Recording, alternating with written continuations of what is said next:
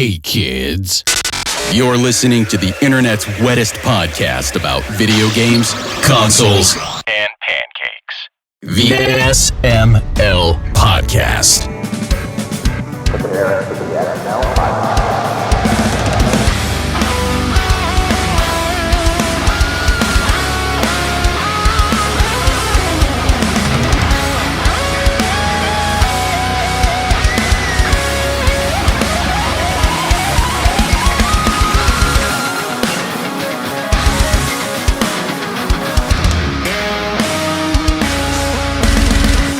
What's up, everybody? This is the SML Podcast. I am your host, Joe. Aki and Bri are here, and to make up for Jacob being late again, we have Ryan Niemiller. How's everyone doing? I'm a horrible consolation prize. You are much better consolation prize than we usually get. Okay, I mean, I'll take that. I'll take, not necessarily I'm not good, but I am at least the best. You are passable, my friend. You know what? That's gotten me through a lot of things in my life. You are borderline tolerable. Yeah. Oh, what? Did you read my wife's vows? She's like, you are passable. This'll do. I will put up with your shit, I guess. You know what? And that isn't that really what what love is? Just someone that'll put up with you. Yeah. I don't know if I ever told this story, but at my wedding, we forgot the rings. Okay. Oh.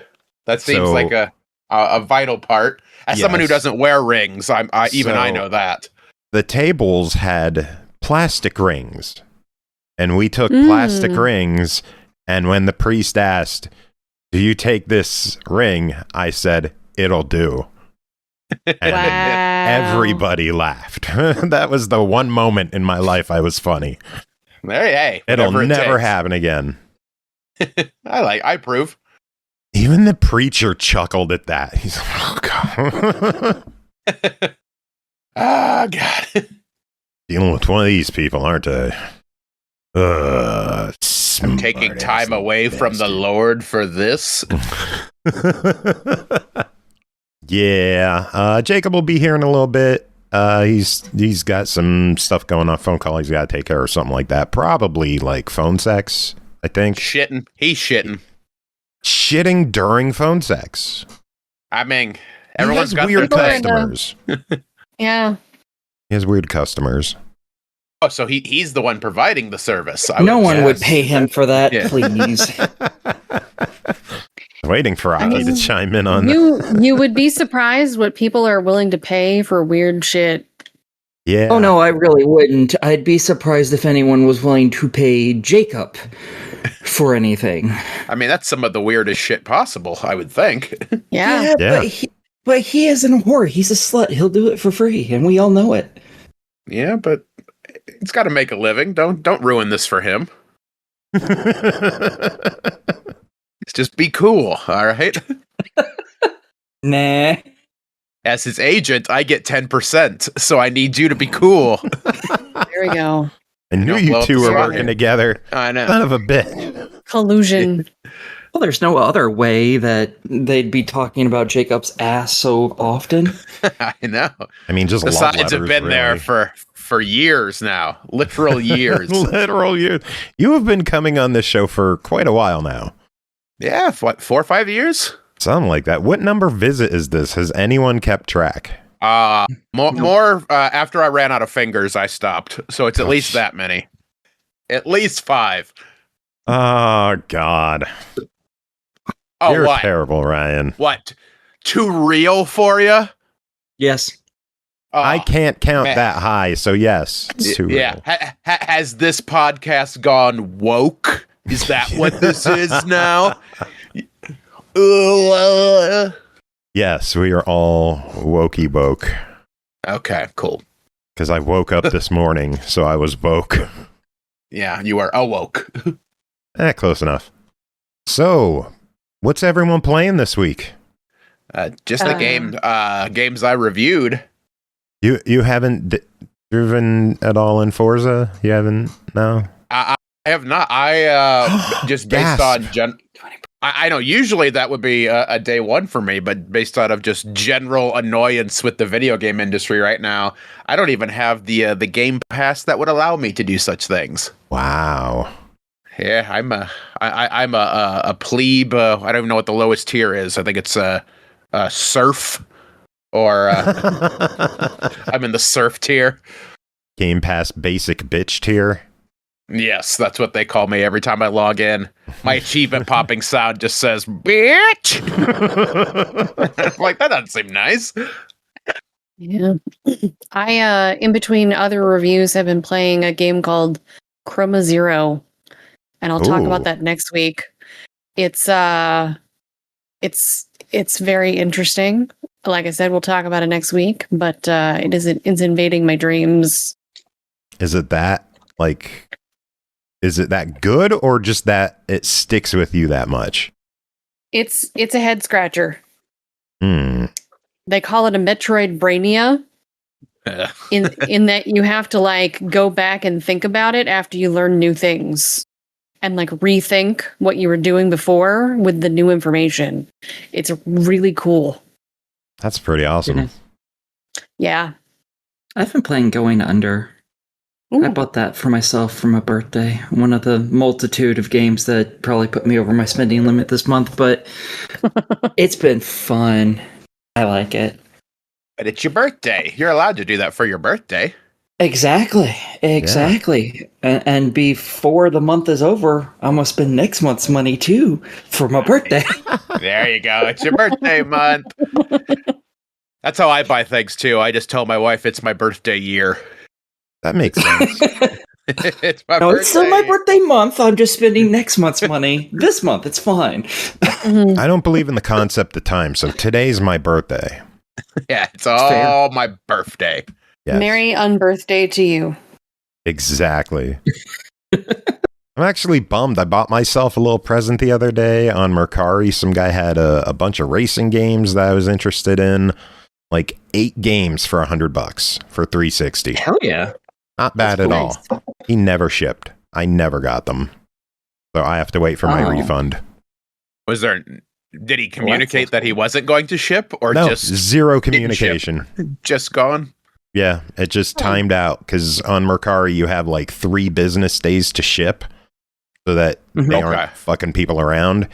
And he timed out, and I just order canceled. So that sucks. If it'll help you feel better, if it'll make you feel better, you can give me $100 and I will ship you 8 games. Yeah, but are they games I'll want?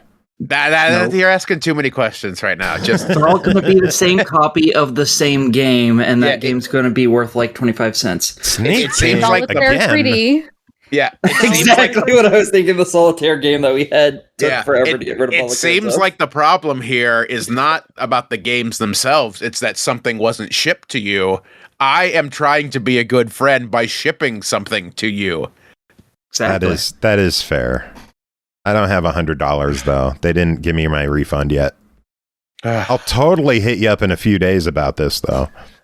Okay, good. Thank you. I have the games ready to go. Swear to God. This is just changing subjects right here. Joe, do you have a SingStar PlayStation 2 mic? I do not. Oh. You'll probably want to get one of those. I hear those are actually really, really good for interviews. Doesn't it use an audio input jack for the 2 microphones? So. Yeah, he would just plug that into recorder, and it has 2 microphones, so built-in interview right there. Trying to up the production value of this podcast for you. Yeah. I don't know. I think my mic's pretty good. You do sound good. It is. It's a little bit of a little ASMR. It gives me the tingles. Hey, Ryan. There it is. Yeah. Hi, Aki. like that. Yeah. That's icky. No. Icky. That is quite icky. I jumped on the scale today, 285. So attaboy. Still doing good. And then we went to the store, and I wore my drink weed shirt as I bought weed syrup. Yeah. They So you laughed can at my like shirt, and I said, "Now I can." Yeah. Because Let alone Dave the Pages nose. used to joke about drink weed for the longest time. He's like, "Do you like to drink weed?" Now I can. I really can. Yeah. Glorious. This is the future we live in. And knocked someone else in the household off their ass earlier. In the asshole. I don't want to say who, You but say you could also like, get the cats high. They have catnip Oh. wine. That's like a whole thing. oh hell yeah, we'll get fucked up. We'll open up because we just have a big Tupperware tub full of catnip. We'll just open it, and Yeah. Predator will jump in. Oh yeah. She's fucking coated head to toe, and the other cats are tackling her. Love it. Love it, love it. I got a cat. Did That's you? what I did this last couple of weeks. Yeah. Yeah. Tell us Yeah. about it. No, I love it and hate it at the same time. Which I think is just being a cat owner. I've Yeah, only that owned is. a cat once, but it was like I don't really I count it, but I don't count it because I wasn't really in a position to be taking care of it, and I had to give it up to a friend pretty quickly. But a cat sort of fell into our lap. And I originally thought that we were just going to be holding on to it for a couple days to see if we liked it. But then my brother-in-law was like, well, if you don't like it, you got to figure out something to do with it. And so I went, okay. So I like it. I'm on a lot of Claritin because I am allergic to it. But Oh man. the Claritin works, and it's not a big deal to do that because we do like the cat. I'm going to kill the cat, not out of anger, but because it's too stupid to know that I am 300 pounds and it likes to get under my feet. So Yes. one day this cat Yeah. will die, but not out of malice, of loving too much. Yes, Simon will have the same fate. I kicked him in the face earlier today, and then he moved directly into my other foot. He was a moron today. Yeah, it's kind of what they do. I was trying to. I cooked pasta for the family for dinner, and as I was trying to drain it, the cat almost tripped me while I was carrying scalding hot water. Oh, beautiful. So that would have been fun. Mm-hmm. I would. Fun for everyone there. Exactly. I would have ended up with a disability. Oh, yeah. Nobody wants could have been bad. Could have been bad. Oh, could you imagine? The paperwork you'd have to fill out? Oh man, so much. Man, So much. Speaking writing of sucks. disabilities, I went to the Social Security office today. This is my totally not exciting story at all. But because I don't know how you can make the Social Security office like entertaining. But I actually officially changed my name today. So Nice. Very good. pretty exciting. Congrats. Pretty exciting. What is it again? Rhinoceros? Yes, no, it's Reiner. Yes. Reiner. I Yes. write it twice a you week write it. sometimes. I actually I Googled myself the other day under Mrs. my Injury, old name. Yes. And it brings up that I'm a co-host on the SML podcast with the AI thing, Oh, nice. the AI overview. Yeah, so so sorry. it actually, yeah. So we'll see how long it takes for it to like proc to the new name. But yeah, I wonder what happens if you search Joe Camisa, because I know there's my uncle ran a print shop in a nearby town for a long time. And then there's a guy in Florida with the same name who runs like a barcade. oh yeah. There's apparently like a Brianna who is like a doctoral candidate or something. So apparently I'm like involved in neurosurgery or something. I don't know. Nice. Yeah. How's that going for you? Yeah. AI overview. How's that neurosurgery treating you? Yeah. It's great. It's rewarding and lucrative. Lucrative. I feel I can't be a part of this conversation.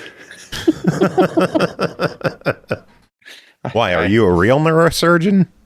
No, it feels weird. But my mom thinks I'm super famous because I autofill on Google because of AGT. So Yeah, now that's dope. Mm-hmm. it is. I can't find any other weird Ryan Niemillers floating around. Because it just finds me. You are unique. I hate you. am. I fucking hate you so much. You bitch. So, should we get to the news? We've got some, Yeah. some news Let's to get tackle this week. to the news. I think the big news, Game Pass, is new additions, and one of them is kind of popular. Something called Forza Horizon 6 is taking the world by storm. It Yeah. has already hit 6 million players Nice. across PC and Xbox. And it's fun. Very I nice. look forward to driving around in it sometime soon. I sat down at 7 o'clock. I'm like, gonna do a race or two. And then it was 8:30 and I'm like, shit. Did you do a race or two? Oh, I did a whole lot more than that. Huh. I just, You did 3? 3 races, yes. Whoa. And I lost them all. Oh, No, I man. play on easy. I kick the computer's ass. That's the way to do I it. don't want to struggle in a racing game. Fuck that. I don't want to. Oh no, it's coming down to the last second. Am I gonna win? I don't want that. I don't want Yeah, that. my because heart when I can't lose, take it. then I got to redo the fucking race. Mm-hmm. No, I want to win by 20 seconds. Then I'm happy. May 20th, my friend Peppa Pig and Remnant 2 came back to Game Pass. Nice. May 21st, brand new game Luna Abyss. Nice. I haven't heard about that one. Just came out. All right. On Game I'll look Pass. it up. All right. Next week, May 26th, Escape Simulator. I'm excited for that one. May 27th, The Outer Worlds Spacer's Choice Edition and Echo Generation 2. Yeah. I'm excited about Echo Generation. Yeah, me too. Or act like Happy Unique Celestial Rotation Day. Yay! God. Congrats. Aki, you're not typing them. What's wrong? I forgot that I was supposed to type them. The anger overtook me and I just wasn't typing. I mean, you don't I have to. Anger That's just Yes, the job consumed her. you've consumed. Like I tire of your nonsense. Pretty much. May 28th, Crash Out Crew and Kabuto Park. No clue what those are, Alright. but I'll try them. Yeah. And then June 2nd, Jurassic World Evolution 3 and Final Fantasy 6. Hell yeah. Yeah. I own it. I'm still excited it's coming to Game Pass. Hell yeah. More people will play it. Yes. Someone was like, tell me why Final Fantasy 15 is the best Final Fantasy. I'm like, because 1 + 5 is 6 and Final Fantasy 6 is the best real Yes. best Final Fantasy. Yes. I actually saw a copy in the wild the other day at that toy shop I was at that I sent you pictures of. And they were asking $90 for it out of box, no manual. Damn. And I was tempted, but no. What would you do with it? I would probably hug it a little bit, maybe cry you sleep? some. Would you sleep with it like a stuffy? I might. I have very fond memories of playing that game. Beautiful. Mm. So yeah, Game Pass. There we go. Game Pass. Games are Okay. leaving though. Couple of games gotta Yeah. leave. Against the Storm, Crypt Custodian, Metaphor, Refantasio, Persona 4 Golden, and Spray Paint Simulator. So RPG fans are losing some big stuff. I'm was gonna never say- gonna be able to finish Refantasio in time. Damn it. No, that's like a couple $100 game, I'm sure. Yes, it is. Yeah. It's like a 300 to 500 hour game, and I've put like maybe 30 hours into it, maybe. Nice. Oh man. So you heard his voice. Jacob's here. Jacob, how are you doing? I'm all right. How about you? Yeah, we're talking. Yeah, you're talking Yeah. about stuff. Yeah, we talked about your ass earlier. Oh, Yeah. Yeah. and It's because I'm here. Yeah. well, yeah, of course. I mean, when else do we discuss things that could fit up my butt? things that could fit up Ryan's butt. Actually, we do talk about we that were talking about the fact that you perform phone sex for others because you have customers while you're shitting. We figured out that's what you were doing before the show. Oh, well, I mean, kind of. I mean, like sometimes people get excited about the idea of, blimpy, but, You have crazy phone calls during the day, don't you? Reset your power. Have you tried turning it off and then back on again? Is it plugged in? I see it pinging on my end. Oh my! I hate you both. No, don't stop. Oh yeah. Just turn off that server and then unplug and shove that power cord right back in there. Beautiful. And then turn it on. So, Sony had a great week. Yeah, PlayStation Plus is going up in price from 10 to 11 for 25 to 28 for 3 months for new subs. Existing subs won't be changed yet unless they lapse or change their plan. Sony also confirmed they will no longer release single-player games on PC. Meanwhile, Xbox will dump literally everything on PlayStation. Yeah, well, Sony wants to fight that battle that literally no one else is fighting, but by God, they're gonna win that war somehow. Yeah. Fucking idiots. Like, even PlayStation players are like, why?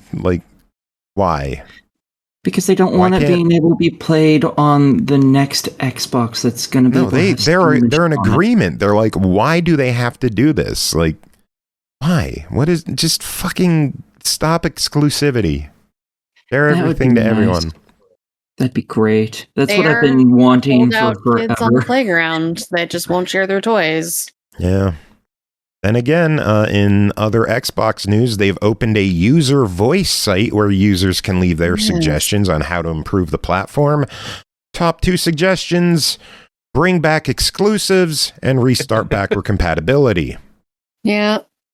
Yeah, I wish people would get over the fucking exclusive concept. Well, I mean, I can understand the want for exclusives to return. I would like to see them abolished on both sides, or on all sides forever. It'd be nice, but at this point, Xbox has got to do something to make the platform attractive. And they don't really have any games that you're like, I need to have an Xbox specifically for that. Yeah, there are some exclusives that make sense on other platforms based on the hardware. Obviously, VR is a thing. We don't have hardware for that on Xbox. Motion control is a thing. We don't have that on Xbox. Stuff like that. I would prefer if Xbox just kept not doing the exclusive bullshit, because the longer that PlayStation is the only one doing it, the more PlayStation just looks like a piece of shit asshole. And, eventually that's going to start hurting their piggy bank, and then they're going to hopefully fucking quit doing it. And then the world will be a better place because people will be able to play games on more shit, and we can all just enjoy fucking goddamn video games again. It'll be great. I mean, it's always been exclusives, so it's not enjoying things again. Yeah, whatever. I don't care. The concept is then... Because I agree. I hate exclusives. I wish everything was everywhere. I'm fully in agreement on that. But if Sony is going to do this, if Sony's going to do this, I think Xbox has to do something to counter. I think the first thing they should do with Asha taking over is cancel Fable on PlayStation. There is zero reason for Fable to be on PlayStation. Zero. It's not a live service game. Why is it over there? Make more money. Yes, to make money. Why can't we get like a month exclusive on it? There's zero reason aside from greed for Fable to be on PlayStation day one. I am perfectly fine with timed exclusives as long as it's not like a year for a multiplayer stuff, because that's kind of kills it. But otherwise, a timed exclusive for a month, 6 months, a year even, okay, fine. As long as it gets to the other thing eventually, I'm good. I just don't like the permanent, this is only ever going to be here type of exclusive. I think that is 100% bullshit. Timed ones, whilst they're not great, I get why they exist. Speaking of exclusives, CI Games has signed a termination agreement with Epic, meaning Lords of the Fallen 2 will no longer be Epic exclusive. Yay! Yeah. Red Dead 2, now at 85 million sales lifetime, which puts it number 3 all-time behind Grand Theft Auto 5 with 230, and Minecraft is sitting at number 1 with 350 million sales. Oh, damn. Yeah. So I'm catching up. Subnautica 2, 4 million copies in 5 days. Oh, that's great. I love that. So yeah, I guess they're going to pay a bonus after all. Yep. Yeah. Yeah. Apparently someone actually went and looked into the contract that was made, and it wasn't even like they had to make so many sales as of just Subnautica 2 to get that bonus. It was their value had to be a certain amount just to get it. And they did not have to sell anywhere near as much as everyone thought in order to hit that number. And that's hilarious. Well, now they sold like gangbusters, so. Yep. Last bit of news I have. June 9th marks the final Destiny 2 live service content update from Bungie as they move on as a company. Lots of fear this is going to lead to tons of layoffs. Yeah, I had that in my news set as well. They were supposed to get a major expansion soon this summer, but nope. We're getting a moment of triumph in June, and then it'll stay online and playable for some amount of time that we don't know because they could change their mind, but it'll no longer for the be an foreseeable future. Yeah. I mean, Destiny 1 is still playable, so. Yeah, it is. It is. I know one of the Destinies started putting their DLC to where you couldn't play the DLC Destiny after a 2. while. That was Destiny 2. It was They Destiny would 2. vault content. Yep. So are they going to start, once they're done with it, are they going to set something up to where it's for the next couple of months, this piece of DLC will be active, or are they just going to vault everything but the last thing and be like, well, y'all can go get fucked? I'm guessing it'll be just the last bit of content is what's there.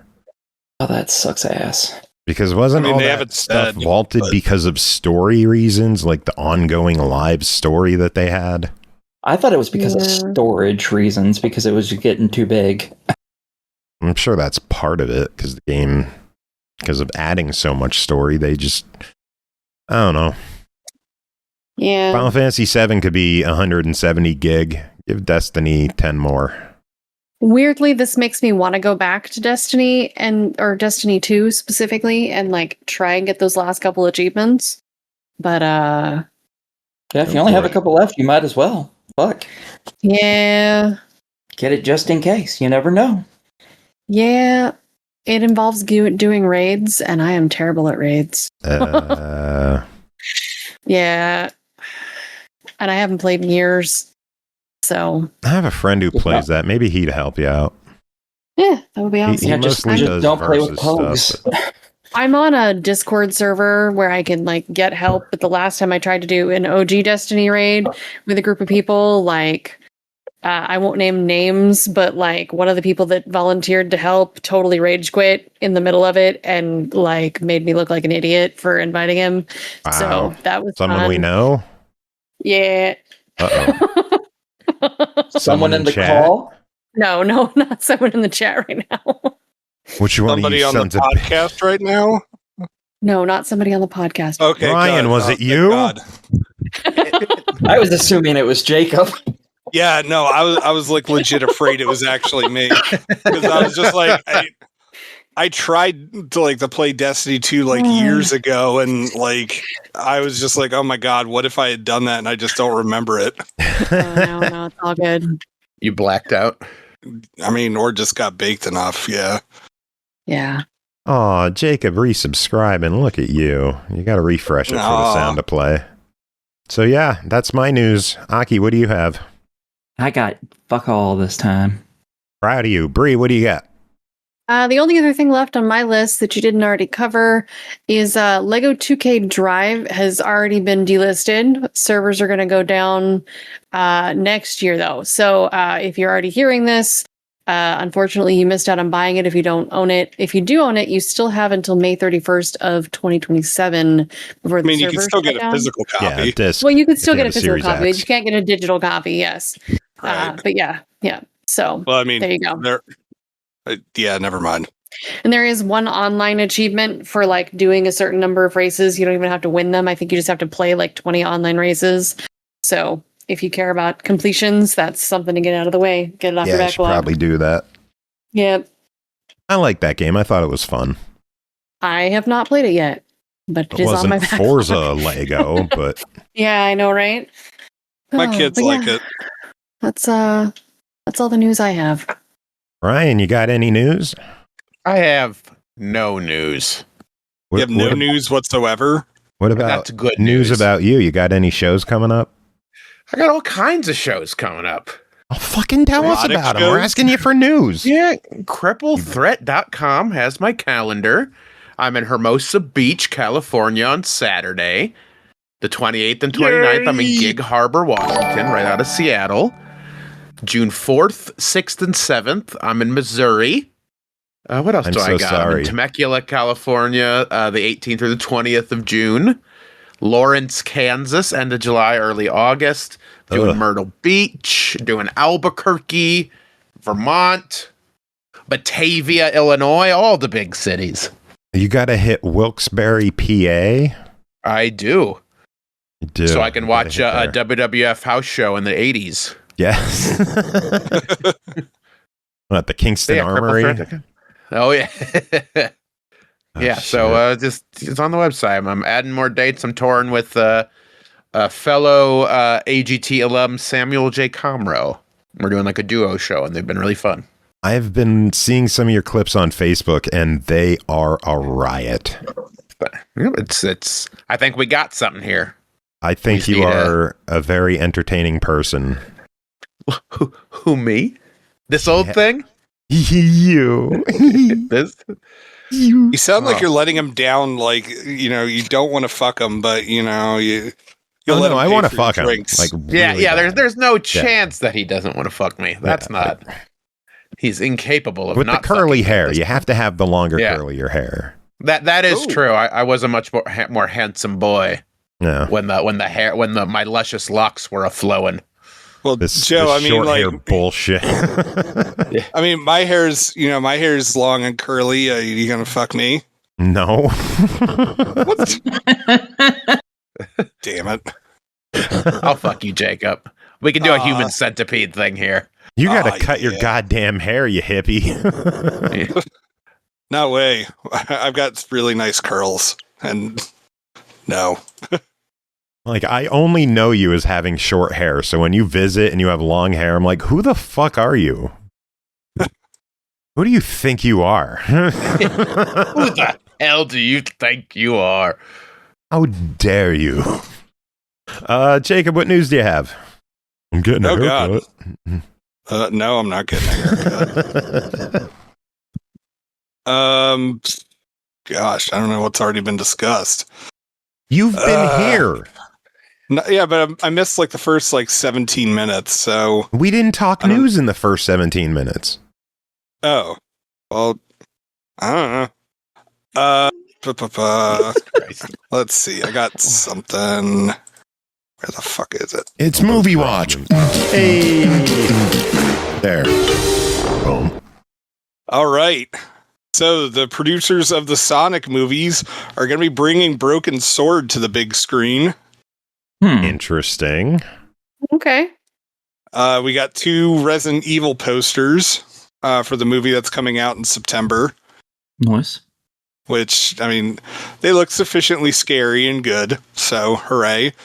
And interestingly enough, the Crazy Taxi Facebook account has just kind of come alive for the first time since 2019, and it's just a blinking taxi light. Interesting. So, who knows what that means? Maybe they're looking for a ride. Only if they have the offspring. Oh, man. If they don't have friggin' All I Want in that game, there's no point. Like, when they re-released it with a different soundtrack, I had no interest in playing the game. I mean, I still like playing it. It's fun, but the soundtrack makes that game. It's just not the same without it. Yeah, I mean, that's true. Yeah. But yeah, that's all I got. Cool. What stupid sound effects do I have now? This fucking guy. Fuck you. I like that one. And then from when Dave was on last time. Don't fake the funk on a nasty dunk. Also, if you guys have a Nintendo Switch, No Gravity Games is doing their they're giving away free Switch games. It's now on the third day, and I fucking forgot. But thankfully, I already have the second. Nice! I already had the first two games. Yep. Yay me! Dumbass.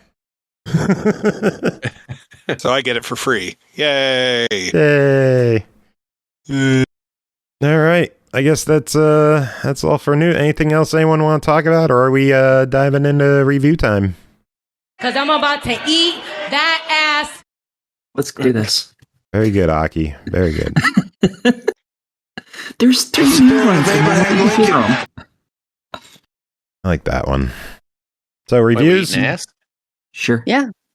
Let's do it. Jacob? Yeah, I guess. Is your first. Yeah. Oh. Okay. Oh, do you not read the lineups I post? No, I do. You have lineups? Do you see the price of the games too? I mean, I didn't know if you were going to have Ryan go first because, you know, that way like he could go off and do his super important stuff. Oh no, we're not leading with Solitaire. We can't do that. We're ending with Solitaire. I mean, if you want to stick around the whole show, I'll put Solitaire later. No, I'm just letting everyone know that Solitaire is a headlining game. Do you want to start, Ryan?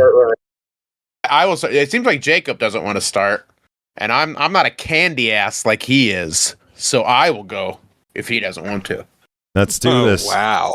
First game, Perfect Klondike Solitaire, developed by Suricate Software, published by Ocean Media, released May 6th on Xbox One and Series for $6.99.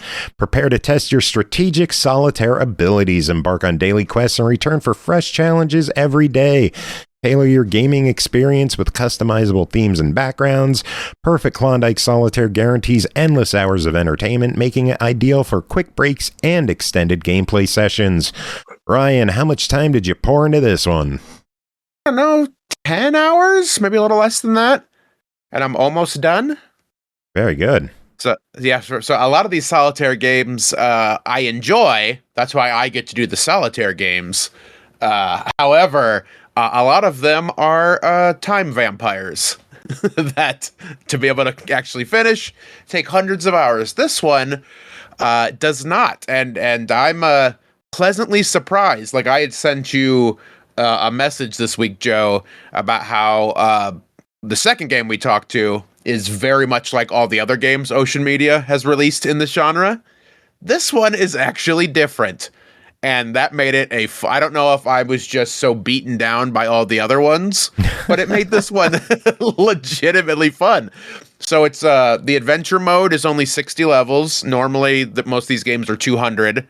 So it's like it's a lot more compact where you don't just feel like it's like you're Sisyphus pushing the boulder up the mountain to try to finish this thing.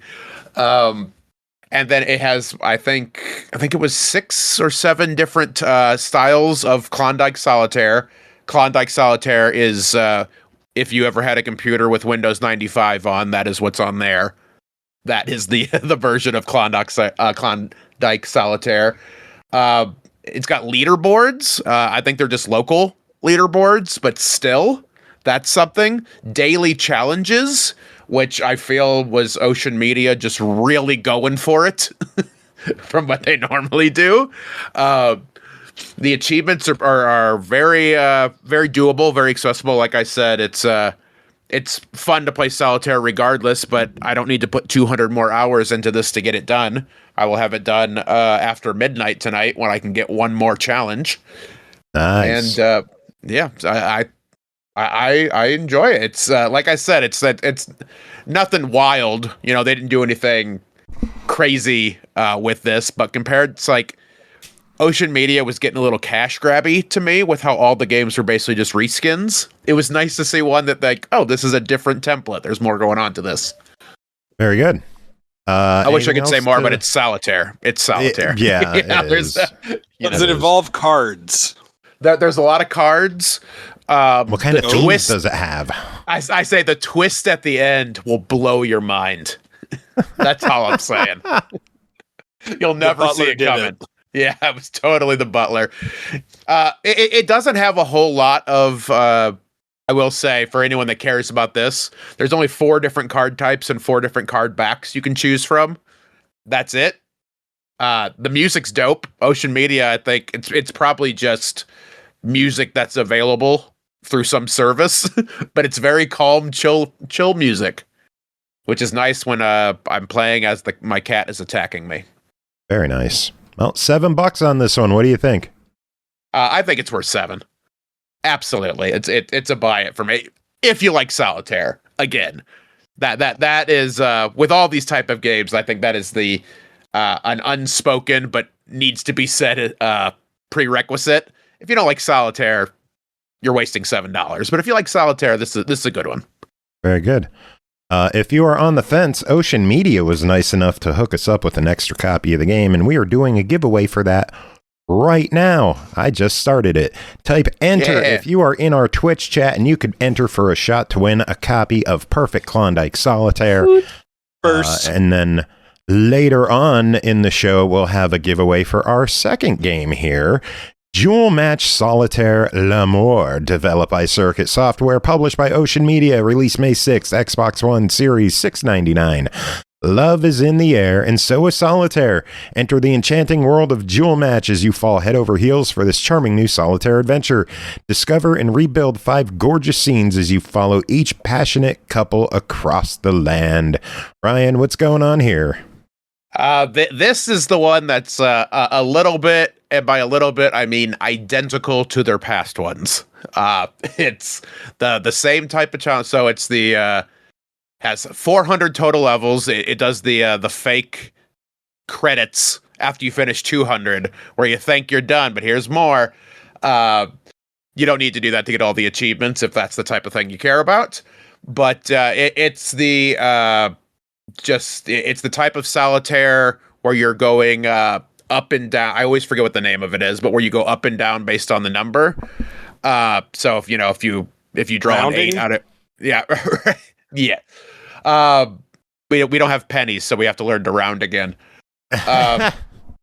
So like if you have an 8 in your draw pile, you can either click a 9 or a 7 and then kind of go back and forth and like that to clear the board. There's various obstacles to that. There will be thorns. There's like ribbons that are wrapped around some of them. Some of them are covered in ice. So if they're in ice, you have to click it twice. You have to do the card twice. There's cards that have scissors that will cut the ribbons. There's one that's a scythe that'll get rid of all the thorns. So it's got little obstacles like that to kind of spice it up a little bit. Music's great. It's the same, literally the same music from the other game. They're just using the same music, and that's totally fine. It's very chill. Hey, if it works, it works. Yeah, it's like 1990s hold music. And I don't say that as an insult. It's very chill. Dude, give me Weather Channel music and I'm fucking there. It's similar to that. My son didn't like that I was playing it because it's not Valentine's Day, and that made him very upset for whatever reason. He's like, no, it's not the time. He's like, it's my birthday, because his birthday was also this month. But yeah, it's again, your mileage varies based on how much you enjoy Solitaire, but these are cool. I poke fun at it a little bit for being just a reskin, but I will play these reskins as long as they keep releasing them. It's chill and fun and takes a little bit of time. This one's it's definitely longer than the other one is achievement wise, or if you're just like a completionist and really want to do, you can finish all the achievements, I think, in like 160 some of the levels, but it does have more available that you can play. So if you care about that, which you cared about, I will probably care about that. Yeah, I did, because I had to get this to the ground.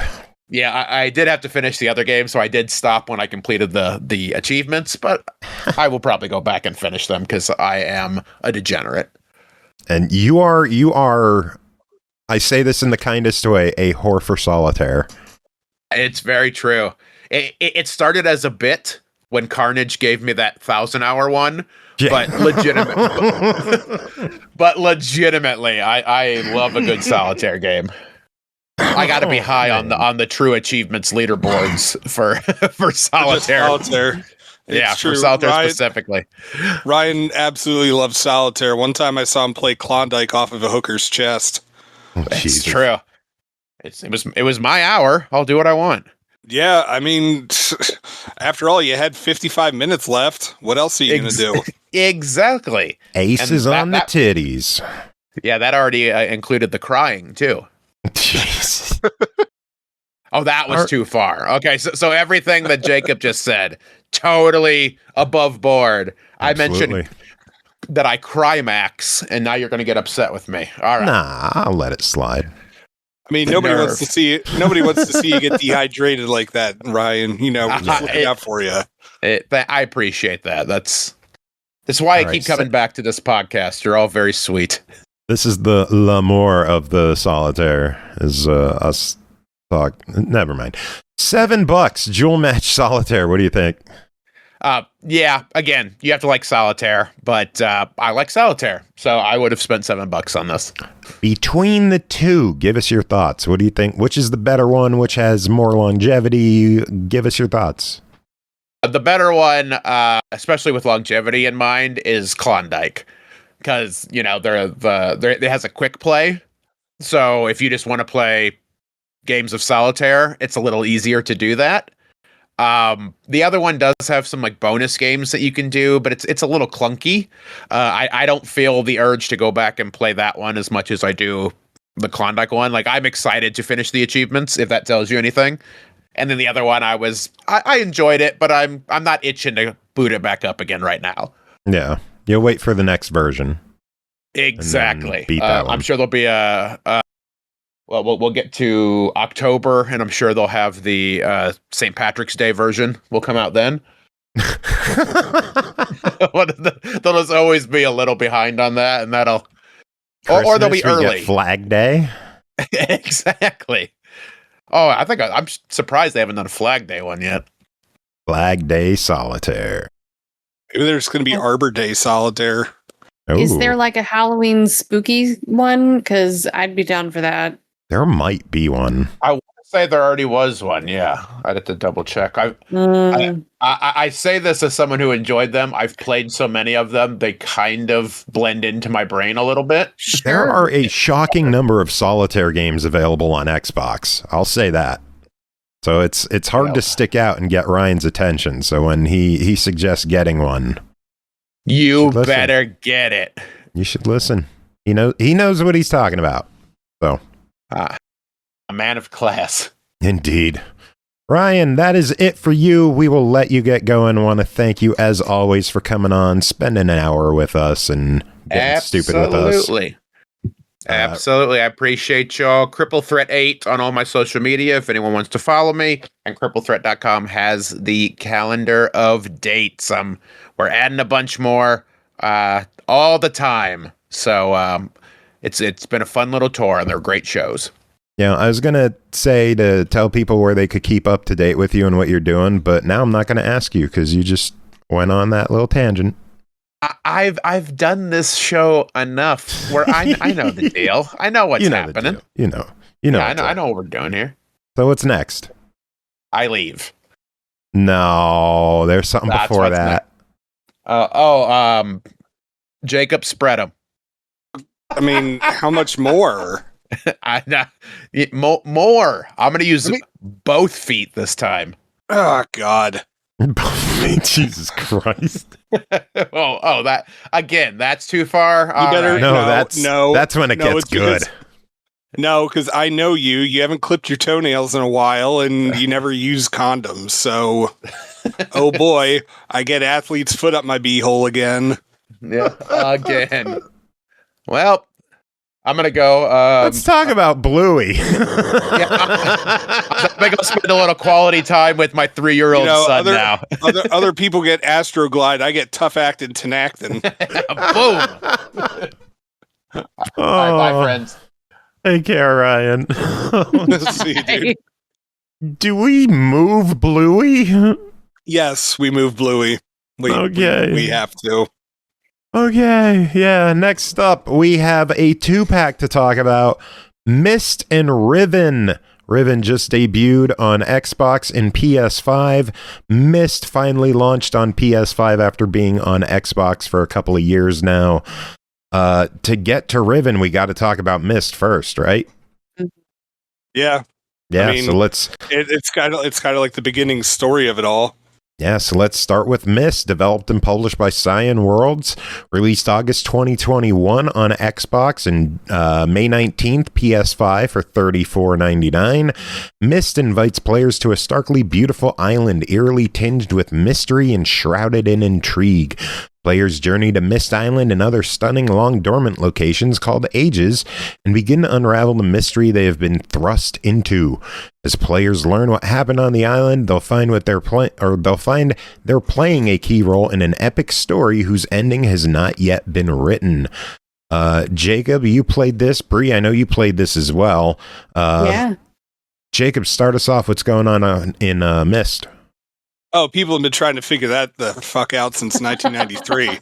Fair. Like, I mean, like, this is the classic puzzle adventure game that, you know, pretty much everyone just assumes that you're lying if you said that you solved this without a guide. So MYST, it's a really weird game to begin with. Like, I don't know if you all remember. Like, I mean, did you all play MYST back in the day? I did. All right. Bri, I played a little bit, but I didn't have a PC capable of playing it, so I could only play it in, like, the computer lab at school, and that wasn't much. Okay. Gotcha. So it used to be, like, more of a point and click thing where you would decide which direction you're going to go in. The puzzles were still hard as hell. But, you know, like, I just remember, like, how everything looked. It was just so beautiful and it looked lifelike, you know, especially for 1993, because, you know, like, you know, us rich bitch kids, you know, with our CD-ROMs, able to play this on Mac or Windows way back in the day. And so you pretty much, like, you fall through this hole and you wake up on this island next to this sunken ship, and you're just like, what the heck is going on? There's all these, like, little pedestals with switches and, like, stuff for you to click on, and then you go into this one library and you discover these 2 books where these 2 different guys it appears that they're trapped in there, and you have to bring them the pages of their certain books. You know, like, that's what they're asking you to do, but it turns out, well, I mean, spoilers, but, you know, the game came out back in 93, so it's a little late for you to complain about it. But they're not as they seem, and they are working against you. Gasp. And so you have to go through all of these different areas and find the clues that'll help you solve puzzles, but at the same time, you get to read a ton of lore in this. Yeah. And that was part of, like, the awesome thing about MYST back in the day, is that, like, there really wasn't, like, a whole lot of video game, like, literature or, like, stuff that was, like, this lore heavy. And MYST went beyond that. I mean, like, there were books. There's 3 novels. Yeah, I have all 3. I used to in paperback. They just re-released them last year in digital book formats. So Ooh, yeah, okay. I'm gonna go get those. I just put it on my wish list. I'm gonna reread them. Yeah, it's been a long time. Like I don't even remember like what the heck happened in those, but yeah, like there was even supposed to be like a Sci-Fi Channel miniseries that never happened. Yeah. But yeah, so in MYST, you're walking around this island, and you have to solve, or actually various like islands or locations, and you have to essentially just figure out what you need to do to get to the next spot. And some of the puzzles don't really seem to have anything to do with what you're doing, but then of course, like if you circle back, you're going to find out like, oh crap, like this was actually necessary. And a lot of the stuff is confusing until all of the pieces start coming together. And it's just like, it was mind blowing back in the day. And now like I got to see like the new version of MYST because, this is going to be like going way back, but like there was a version of MYST called Real MYST, and it was supposed to kind of act like this, like how this one does. And like, oh, you could just walk around to do all that kind of crap. And actually Real MYST is what made me be like, all right, fuck PC. I'm going with video game consoles, because I had bought that day of. My computer theoretically should have been able to run it, and my computer's like, get bent. And I'm like, well, what am I going to do with this game? Like, I just want to play Real MYST, and it's like, no, not happening. So that's why I went with consoles. But anyway, so yeah, the puzzles are hard as hell. Like, and it's not like, this is not going to be a game that you're able to just, you can't just breeze through it. You're going to have to take your time. You're going to have to do a lot of searching, like a lot of like tooling around with stuff and seeing like, all right, well, if I flick this switch, what does this do? Okay, well, it turned on so many lights, but if I flick this switch, then the whole system goes down, and then I have to like reboot it somewhere else. There's stuff like that. What I thought was really cool is that in this version, for those of us who have been around for like since '93, it can now randomize the puzzles. Yes. So they're no longer the original solutions, and now you really have to figure the crap out in this game. Mm-hmm. Which I was just like, no, that's okay. I'm just gonna follow this guide. Thank you very much. But yeah, like it is glorious just like walking around and looking through everything. Like it's beautiful. Like, and I'm glad that this game got new life on modern consoles, because like it's just a game that you want. Like it's like the original Mario Brothers game. Like it's a game that like should like that, and like Zelda. MYST is up there with it, and it's just like I'm glad that it's like this is keeping it alive. But yeah. Anything you wanted to add, Bri? I mean, MYST is hard. I think I completed it a few years ago on Xbox, and then I went back to the classic 1993 version the other day, and I was so lost. You'd think I would have remembered something, but nope. There's like a 2-minute speedrun ending achievement, and you yeah, in MYST for Xbox, at least. I don't know if the trophy is the same on PlayStation, but there's a 2-minute like ending that you have to speedrun for one achievement. And oh my god! Yeah, you can get the best ending in the game almost immediately after starting. That part I kind of remember, and I remember it being really rough. The clues are there in MYST, but you have to like old school write everything down. Graphically, I thought it was a fantastic upgrade. Like Jacob said earlier, the original game was like a CD-ROM game, and you didn't have 3D movement like you do in this one. It was more like a point and click where you pressed in the direction of the scene you wanted to get to next, and the CD would sort of like spin up and shuffle you over there in a really slow pace, and you could hear it as it was, spinning up. But this remaster is way more with modern movement expectations, and it's fabulous. The music was fantastically remastered. So I think this is a great thing. I'm glad that PlayStation has access to this now too. PlayStation 5 and the VR, I believe, as well. So, yeah. Yes. One thing I thought was interesting about this new version too is that like you could also go back and if you want to, you could view the original videos from the original version of the game, or you could use these new like CGI or like obviously done inside the video game versions of the videos. And I'm not gonna lie, the newer versions seemed creepier now that I actually understood what the crap they were what they're actually like saying and going on about. And it's just like they looked compared to the original actors. It was just no. Yeah. But all right, well, MYST this is really cool. Like I'm glad it's here. Is $35, brand new on PlayStation VR. What do you think of MYST? I'd say yeah. I mean, it. Just keep in mind, like it's as tough as it was back in '93. Yeah. So you may want to have like a guide handy, but it's still very much worth having in your video game collection. I highly recommend it. I would completely agree with that. All right, and that leads us to Riven, developed and published by Cyan Worlds, released May 19th on both Xbox Series X and S and PS5 for $34.99.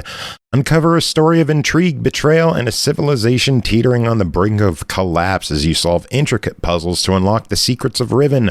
Built from the ground up and expanded from the award-winning original game released in '97. Jacob, Bri, how about Bri, you start this time. What's going on in Riven? So I'm totally not prepared for this, but I'll do my best. All right, Jacob, you want to I was gonna say I just played it the other day, but go ahead, Jacob, if you're ready. I threw a curveball at Bri. She wasn't scheduled for that, so that was my fault. Sorry, I was having a coughing fit. So oh, okay. Cough on the air. No, thank you. I'd rather not. I have to. Anyway, Riven. Tell us about Riven. So Riven is the first sequel to MYST, and to be honest, it plays very similar to it. It is a lot of very difficult puzzles that you're trying to do. This time, you're out to help, well, spoilers, but you're out to help the dad because it turns out that the two sons were little shits. And neither of them actually had anyone's interests at heart. They really were just in it for themselves. And so you're trying to help the dad escape. And it also turns out that his wife is somehow wrapped up in all of this. And you have to figure out what the crap is going on and, just solve the puzzles and save the day. It plays very similar to the first one, but it's definitely a more texture and architecturally more impressive game than the first one. I mean, and that's it's nothing to sneeze at for the 93 game, because again, 93 versus 97, even then there were still huge jumps in what they were able to do with video games and stuff like that back then. And today, this just looks it's as glorious as the new version of the first MYST game. I will say this: Riven's puzzles are a little harder than the first one. So if you thought MYST was hard, weirdly, I thought that Riven was more accessible.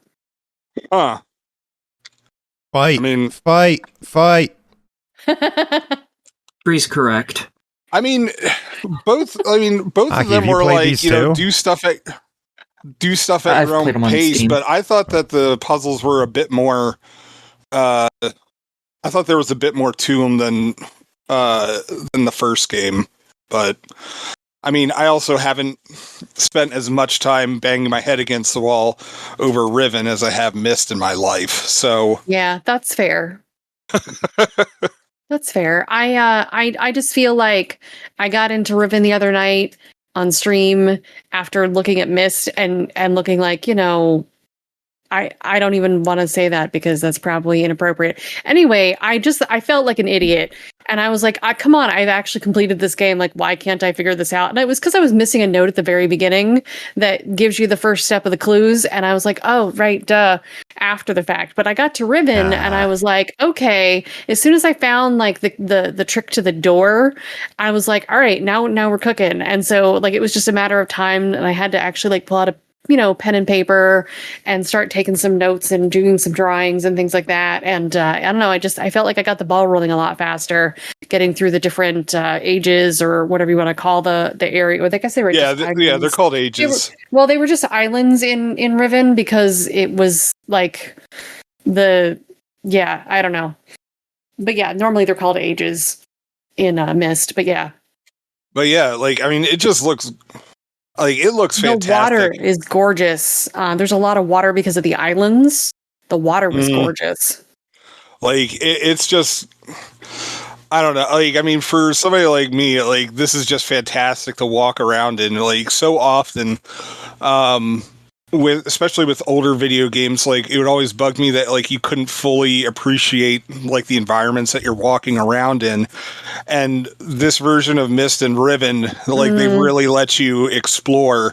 Yeah. Even like, even if it rewards you for it too. Yeah. I mean, like, even if, like, some of the areas, like, there's nothing, that important about it, it's still awesome to be able to look at stuff from a different point of view and see, like, just how everything was, like, looking.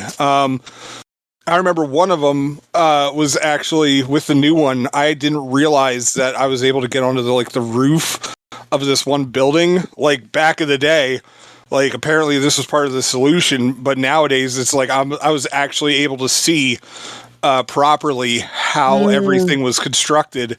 And it was like, oh, I'm actually supposed to be able to go over here. Like, and it was just really cool. Like, I would say that these versions actually do make it more accessible. Like, I mean, because you are able to wander around more. But I mean, like, they're still difficult as hell. Like, Shocking. Yeah. I was going to say, I really want these games to do well. Because I'd like to see more of the series get this treatment on console. Oh my god, we need it. We need it. We need it. We need it. MYST Exiles has one of my favorite video game songs ever. Yes. As its intro. It is a fantastic song. It's just absolutely epic. And I want to be able to just boot that up at, I mean, sure, I have an MP3 of it. I've had since before the original game came out. But I just, it's a whole thing. I want to see more of the series come over. I want to see it do well. I want to see people get to see this series that started a lot of other games down their paths. And I want people to discover Abduction, which is another Cyan Worlds game that is loosely connected to the MYST series. But is a standalone game. I want this to do well because they're great games. All right, well, they are $35. What do you think of Riven? Yes, absolutely. Yes, absolutely. And I will note one thing that was negative for Riven and only Riven. I experienced during some high motion sequences that there was some crackling audio that I was not experiencing elsewhere with my headphones on. So there were some minor audio issues there that they might want to try and see if they can clean up. And I'd be happy to talk to the team at Cyan Worlds if they would like some more info on that. So my buddy Mazedude did a remix of the intro to MYST Exile. Oh, nice. I might have to play that at the end of the show. Yeah, I want to hear that. Yeah, absolutely. Exile was actually one of the first video game soundtracks I got on CD. Nice. Yeah. Like, and so I, like, when you were just like, I love the soundtrack, I'm like, oh, hell yeah. Like, I listened to this. I even have it on my iPhone as well. I was at a LARP whenever that game came out, MYST 3, like right before the game came out, and my buddy was like, he was like secretly handing out like discs of this MP3, like he had some drugs or something, and I got this MP3 like before the game came out, and I was like, this is great. I didn't even know what the game was at first. And then I saw the game and I was like, I was so excited. All right. Anything else to say on MYST and Riven? I wish they sold a bundle. I don't think they sell a bundle of the two. No, that would be a good idea too. Yeah. That's odd that they don't. I know at least on Xbox right now, Riven for the next couple of days is $7 off, so you could get it for $27.99. Do it. So if you're interested, absolutely. save a few bucks right there. Mm-hmm. All right, next up, Bluey's Quest for the Golden Pin, developed by Halfbrick Studios, published by PM Studios. Released May 28th, Xbox Play Anywhere, Switch 2, PS5, and PC for $39.99. When Dad snatches the gold pen Bluey needs to finish her drawing, Bluey and her family are swept into a world of fun and adventure. Explore charming hand-drawn worlds, uncover hidden treasures, and solve playful puzzles as you help bring the gold pen home. Jacob, what is going on in Bluey's Quest for the Gold Pen? So, Bluey's Quest for the Golden Pen is actually based on an episode of the show called Dragon, where the family is sitting around a table and like they're all just talking about like what they're drawing, and it ends up turning into this like almost like a D&D campaign for the family. And so this game takes the same idea, except the mom has to run off and take a phone call, and so it's up to Dad, who then decides, I'm going to take the golden pen, and no one else could use it. So the kids have to go on this quest as Bluey and Bingoose, and they have to defeat their dad so they can get the golden pen back and use it for their drawings and stuff. And there are all these different little worlds for you to explore, and it's really cool because this game is definitely aimed at like the kids who they still like Bluey, but they're starting to age out of it. And like the Outright Games Bluey game that came out a couple of years ago, like that's way below like their skill level and stuff like that. And so this game takes a bunch of like platforming puzzles, and a lot of not exactly like fetch quests, but you're going to be doing like it's essentially like a big scavenger hunt. And you're going to be collecting like a lot of items, whether it's food for Bingo, like crystals that you're collecting, little bugs that you're helping guide to safety, lawn gnomes that you're finding scattered throughout the world, all sorts of stuff. And some of the NPCs will give you quests and stuff like that to do, but for the most part, a lot of them aren't actually necessary to get stuff done. And so if you're an achievement hunter, like, you know, some people on this show, you know, especially like that guy who managed to be first on True Achievements to have completed this. Oh, that's yeah. me, by the way. Real big to brag pre-release. Dude, it's not out for a week. You know what?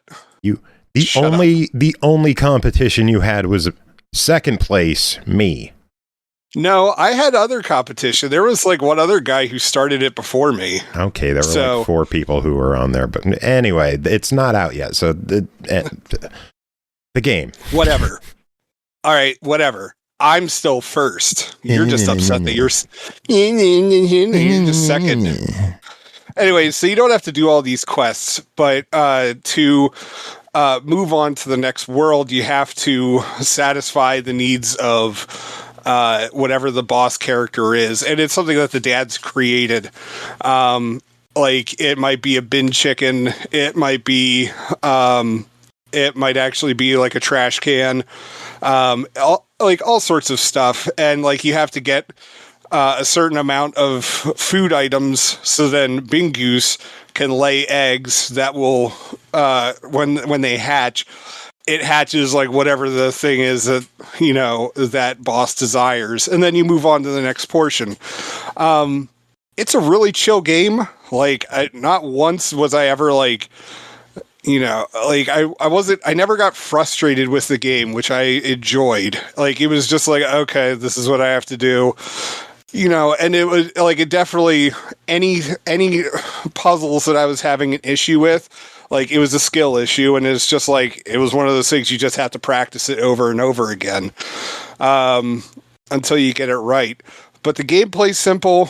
I wish it, like, my kids were upset that, like, there's no 2-player in it. I get it. Like, I get why there's not, because first off, this game was made don't ruin for... the story. Don't ruin... No, I'm not.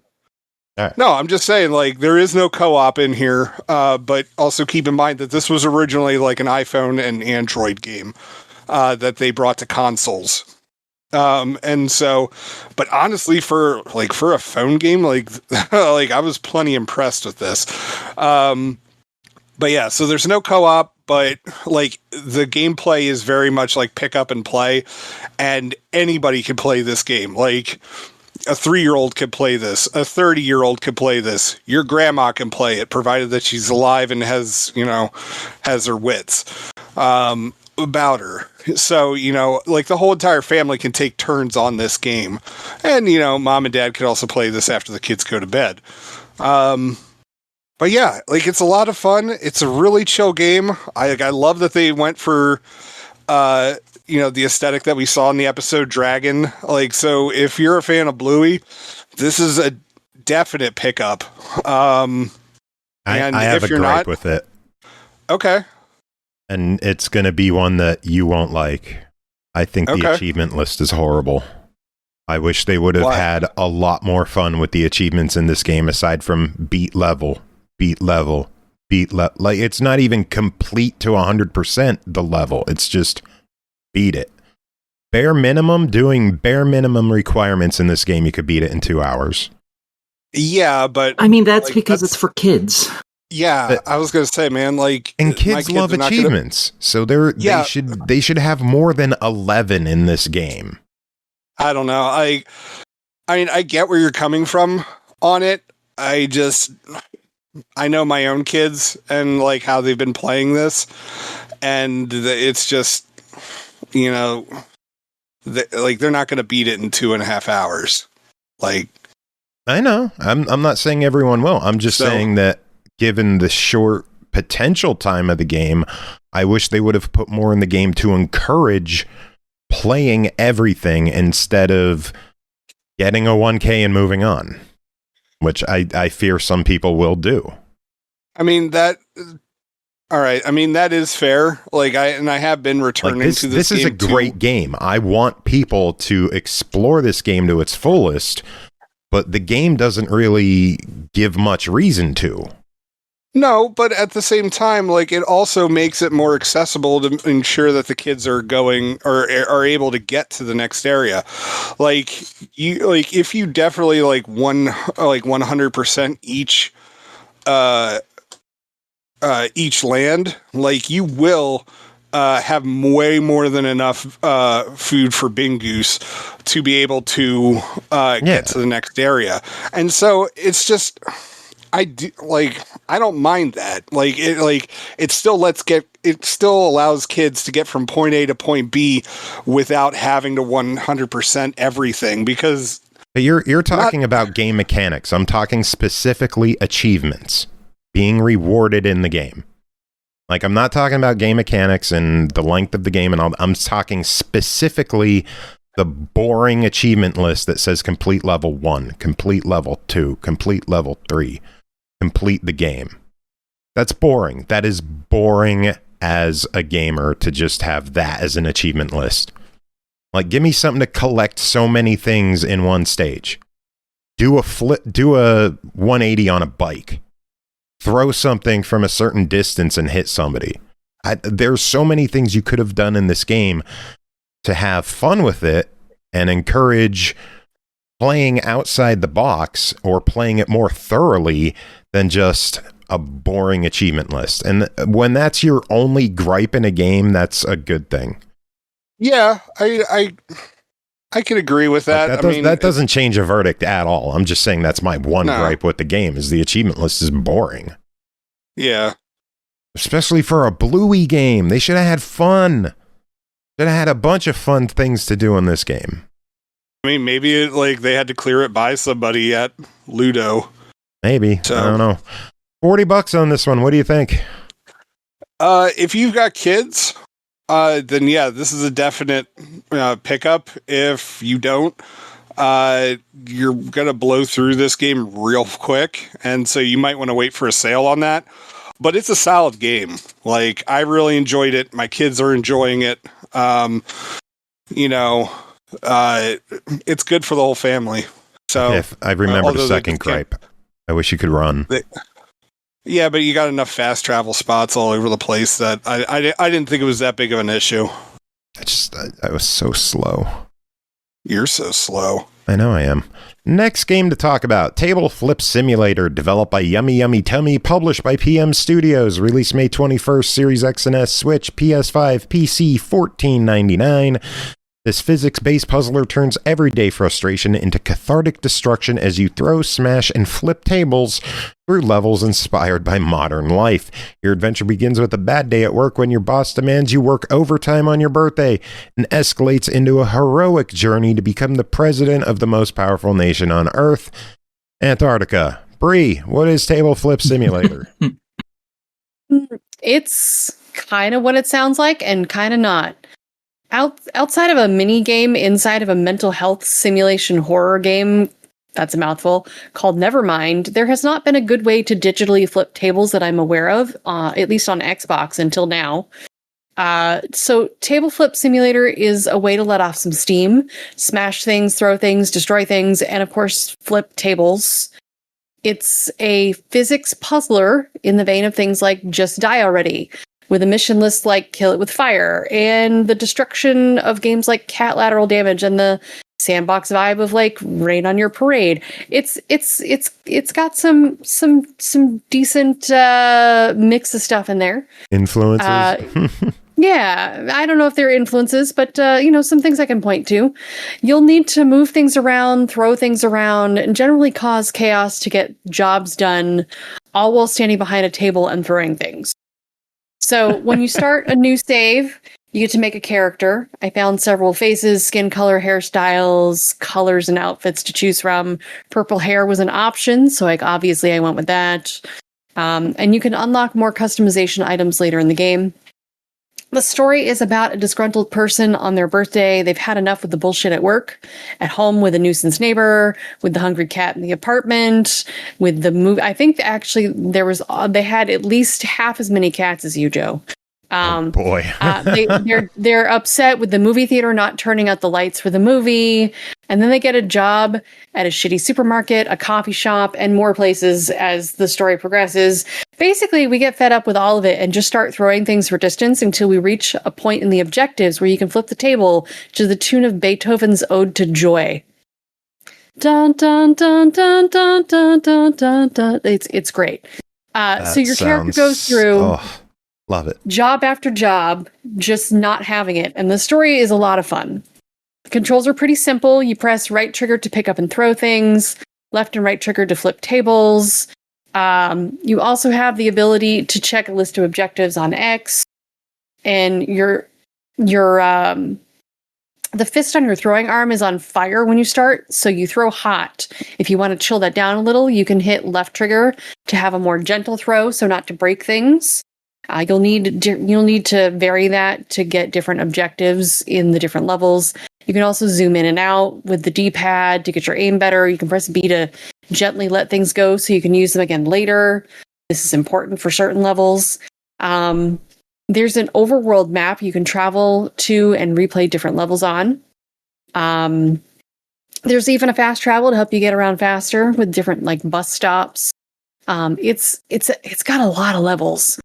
And then there's like secret levels too. You earn tables as currency. So when you finish a level, you get one table. If you finish side objectives, you get other tables. And so there might be like 8 possible tables you could unlock in a single level. And you'll unlock bonus levels like one called Public Domain Steamboat. If you can guess what that's about. It's all in black and white. Yeah. There's some good side levels. Beautiful. But yeah, it costs 10 tables to unlock the bonus tables or bonus levels. I'm getting my words confused here. And then you also earn rage coins for destroying things during levels. You use those to unlock customization items.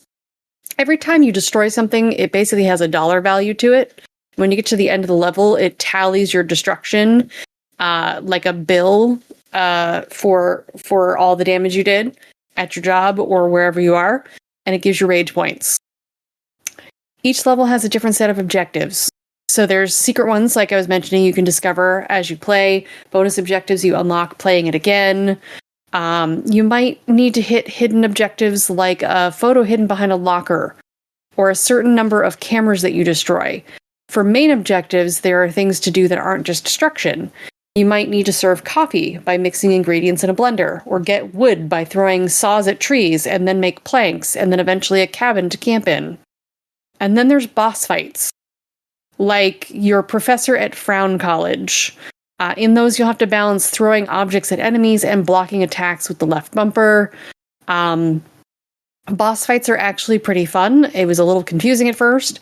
This game is kind of all over the place. Like, each level is unique. Unique. The graphics are kind of goofy. And you said it, so Aki can't get mad. I know. Oh no, I'm still mad. It doesn't matter. Yeah. But the graphics are kind of goofy, like a stylized version of the polygonal free models you get in Unity, or with that low budget titles used to create games sometimes. But this looked actually like it was original art. There are a ton of destructible models of everyday objects like cans and calculators and pizza boxes, toilet paper rolls, just tons of things you can throw. I mentioned earlier Ode to Joy. The other music and sound effects, not so impactful as that. Still, some of the background noises you hear are great, given that you're trying to destroy everything. So there's lots of good noises in there, good sounds. The load screens are kind of long, but they are full of helpful reminders on the screen during the wait. There are fail states for the levels. You can, for instance, knock out all the members of your family while trying to destroy their distractions to get them to the dinner table, which will prevent them from getting to the dinner table, so aim carefully. You have to learn to lob things over other people's heads. And yeah, they're just, I'm just trying to, use these little examples to get some idea of the types of things you'll be doing in this game, because it's kind of hard to explain. I really like finding out the secret objectives in the levels. My cat is rubbing the microphone right now. The achievement list was pretty easy. There's a good amount of content to this game, and it constantly kept you on your toes, not knowing what to expect for a challenge next. It was silly at times, where I had to throw extras onto a film set that I then set on fire. I think there was a lot less table flipping than I would have liked for a game called Table Flip Simulator, but I liked the rage premise overall, and the levels were fairly short if you want them to be, and it's just really good for some destructive fun. Very good. Sounds fun. It is $15. What are your thoughts on this one? I think the price is good for the amount of content in this game.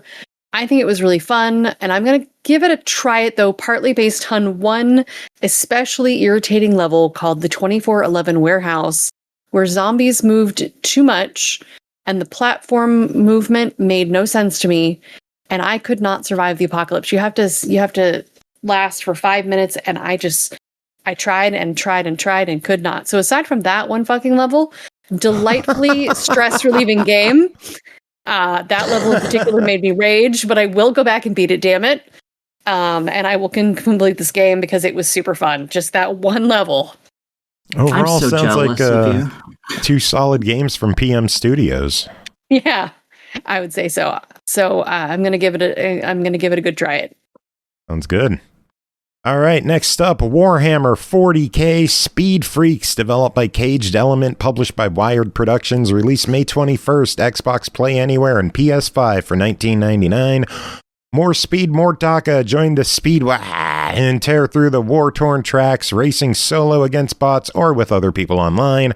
across multiple game modes, featuring cross-platform, cross-play support with PC and other platforms, meaning you can crump your mates wherever they play. Jacob, what is going on in the console release of Speed Freaks?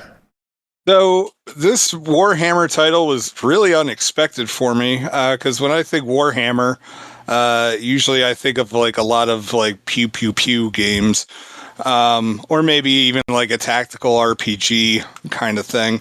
Not a racing game. Did not expect a vehicular combat racing game to be part of the Warhammer license, but you know, it's 2026. Here we are.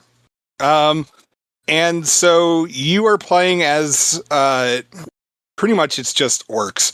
And the game starts off with a tutorial that tries to explain the game mechanics just by doing a bunch of boxes of text, and then you're just supposed to go off and do stuff and hopefully get a handle on it while the game figures out whether or not like there's people online for you to play with. So the game does have it. So if you're like, understand that this is a multiplayer only game. There is no single player campaign, which is something I would have liked for this. It is, you are just playing multiplayer races over and over again.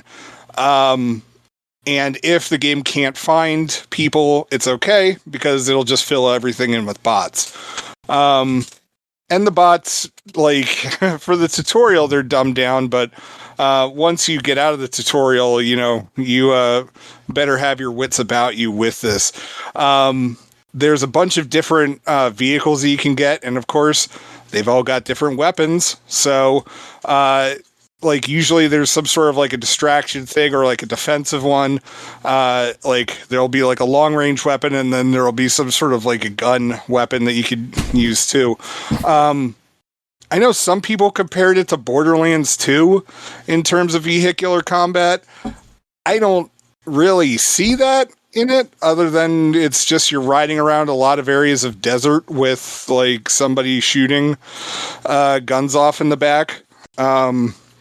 Like, and the thing is that like, at least on console, I found it actually difficult to control the like the cars, or the different vehicles, I should say.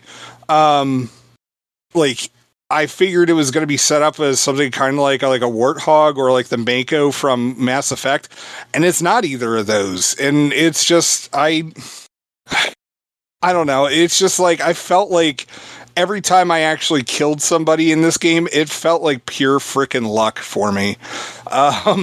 And like the weapons of the cars and stuff like that are cool. The environments are gorgeous to look at. I mean, you're going to be seeing like a lot of like desert or apocalyptic, like hellscape kind of stuff, but the game does vary up all of the gameplay with different modes.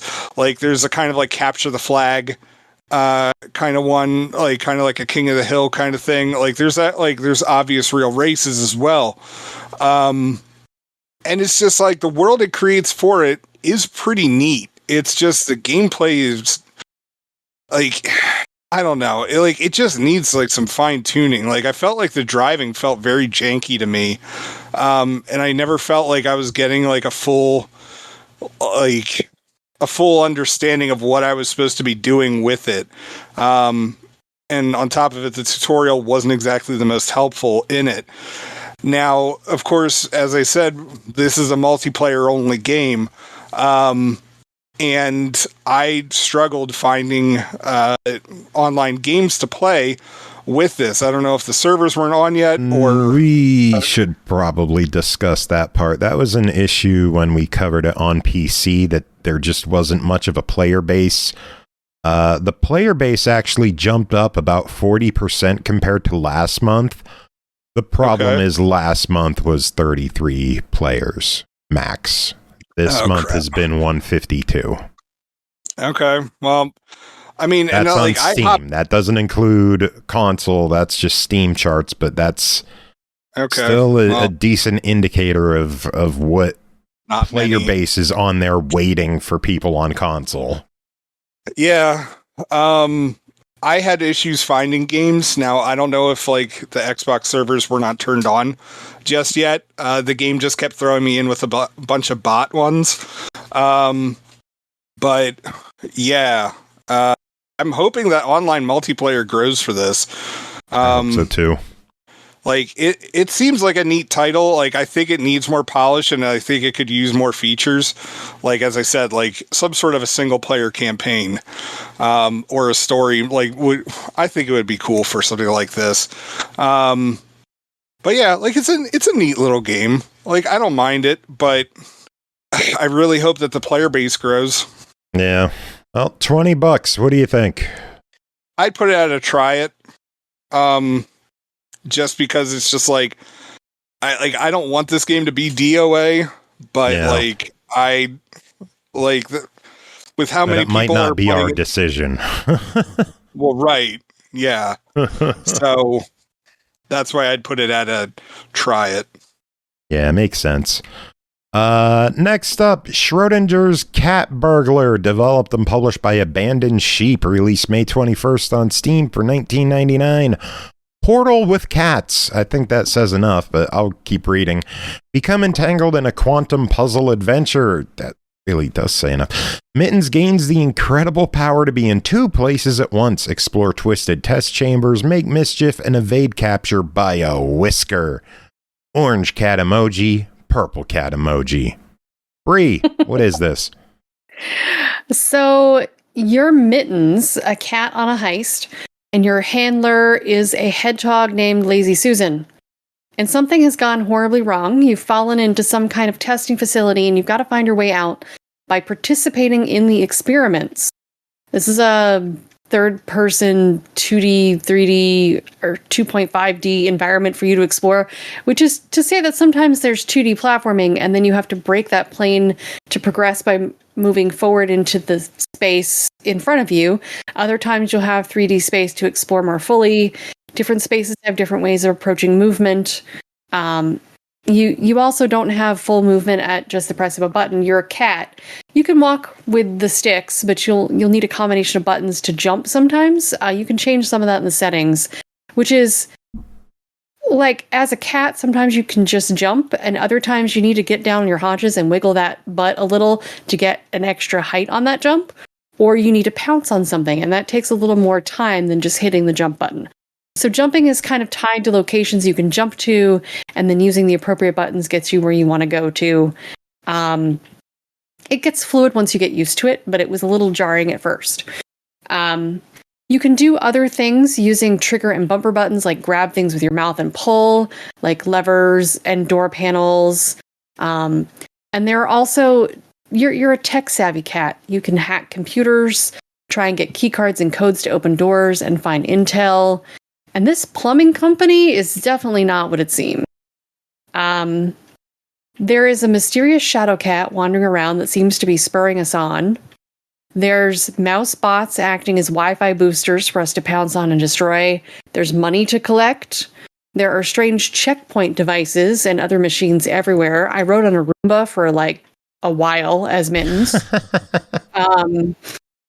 You can actually like get to the trash bin and it'll spit out trash, and then the Roomba will come out of the wall and you can ride on the of the trash, and you can like spit oil out and the Roomba will get mad, and then but yeah, at its core, this is a puzzle game. If you just want to knock things off desks and high shelves and ride a Roomba as a cat, you can do that too. You can also meow and purr at almost any time, and it's wonderful just being a cat doing cat things. But anyway, we get into this machine. You did a lot of cat things, didn't you? Because I'm looking at your really playtime on this. Well, part of that is also I forgot to turn the game off at some point last night, but I almost fell asleep playing it because I got stuck on a puzzle at some point. So yeah. But anyway, we get into this machine and the shadow cat activates it on us, and it's louder than a vacuum, and Lazy Susan can't hack it in time, and something amazing happens. We're split in two, sort of. We're able to be in a state of quantum superposition where we are and aren't in two places at once. We can split into two cats and do some tasks like push buttons simultaneously, or we can be smushed back into our regular singular cat body to do normal cat burglar things. When you're split into two cats, you can control them with separate sticks. You'll need to step on pressure plates, open gates for one another. You can color the split cats differently to your liking to help you understand which is which, and there are colored gates that correspond to help you maneuver the puzzles. To make matters more complicated, you have Heisenberg fields, which prevent you from walking through split into two cats. So you've got to figure out how to reassemble before you get to those through a door. You'll go through a series of puzzle sets designed to test these powers from their subjects, I'd guess. Like, the position of most of the buttons are intended to be human. Like, the perspective of the tests, door sizes and things, like, test subjects were supposed to be human, not a cat. But you're a special cat, and you're going to get this done. Puzzles progress with lessons building on the previous experience, and it does that well. So you go from puzzles focusing on the Heisenberg fields to then, like, 3D printing objects that you need to get through a doorway with fields that won't let objects pass. And then it expands to other concepts. And we basically have to survive all these tests while our hedgehog friend digs up dirt on the plumbing company to find out what's really going on. Because clearly not a plumbing company. We broke into this plumbing company. We're now in the bowels underneath. And that sounds like false advertising. I would not deal with them. And you don't have to be an orange cat named Mittens. There are a number of other preset names and colors you can be. There's also cute costumes you can unlock. You can change the look of Mittens or Whiskey or whatever you decided to call your catto. You can even adjust how chunky your cat is, but all that costs money and special shards that you earn inside the game. And I said shards with a D, not with a T. I heard you properly. I am not joking. Okay. All right. And obviously, I'm talking about this. This is on Steam. This game has full controller support. Hooray! I can't imagine how I would do this on keyboard and mouse because of controlling both cats at once. Well, okay, I can imagine because I have worked in a TV studio doing live television, and I've had to actually simultaneously press button commands on different keyboards with both hands. But that's beside the point. It supports local co-op. That's insane that you're able to do that, by the way. I can't imagine having to type on two keyboards at once. Yeah. It was wild. I actually had to use my foot to change the cameras at some point. That was a crazy environment to work in. But yeah, this has local co-op and Steam remote play together. So if you want to have some extra hands controlling things, you can do that. There's also a good amount of accessibility functions for gameplay. You can show hints. You can skip tapping, quick time event type stuff. You can hold versus toggle. You can scale text for visibility, change speeds, and more. I thought that was very helpful. Again, there's a built-in hint system if you do get stuck on a puzzle. I didn't find the hints to be as useful as I'd like, but I also didn't find most of the puzzles to be too obtuse. I won't say difficult because some of them were difficult, but they weren't obtuse. You had to think around it. The graphics were great, even on my potato PC. There's a mix of like comic splash page intro, animated sequences besides the main game. There were good light effects and translucent character model effects with sparkling color. The cat animations were adorable. The camera angles sort of locked into certain views, as was most appropriate for the scene or puzzle that you're working on. The music and audio was good. The music was really upbeat, like some techno beats. And the sound effects for the cat and doors and hacking and things were just fun. This is one I'd like to see come to consoles. I think it lends itself better to controller scheme. And I happen to be a little biased towards Xbox, just saying. I like this a lot. It stretched some of the brain muscles in similar ways to things like Portal or the Talos Principle. And the tandem stick movement was something kind of like Brothers. Cute cats and hedgehogs are your main characters, and that's a win for me.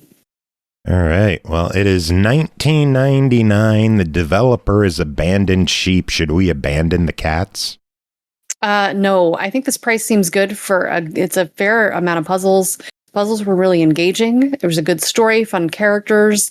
I like that you could play with a friend if you had one to do that with. I'm going to give this a buy it. Very good.